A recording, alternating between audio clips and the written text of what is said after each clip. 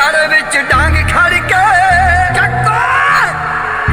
वो खड़े विच डांग खड़ के ओ तो हो गई लड़ाई भारी अर्जन वैली ने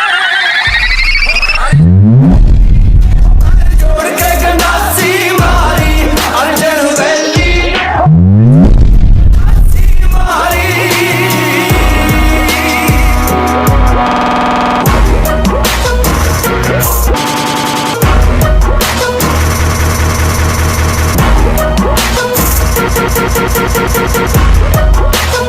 कुआ गंडासा छविया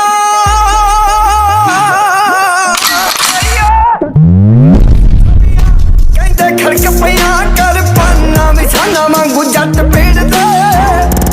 साना मांगू जट पेड़ दे सखी सुख ना दे